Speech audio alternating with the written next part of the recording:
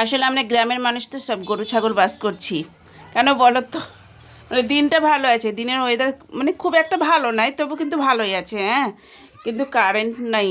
তো কারেন্ট না থাকলে কেমন করে স্নান করবো? মা তবু কল চেপে চেপে কাপড় চোপড় কাচাকাচি করেছি, রান্না বান্না, মানে মায়ের মতো আগেকার মানুষ, আমরা এখনকার মানুষ মানে হাত হাত পা একদম আলস।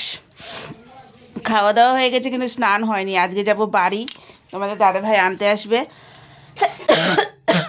সেই জন্য একটু মানে যদি টোটো করে যেতাম তাহলে এত স্নান টান কমপ্লিট হয়ে যেত, কখন রেডি হয়ে যেতাম আর টোটো করে চলে যেতাম। 4টা বাজে, 4টের বেশি বাজে, 4:15 বাজে। কিন্তু যেহেতু তোমাদের দাদাভাই আসবে সেই জন্য আলসগিরি দেখাচ্ছি।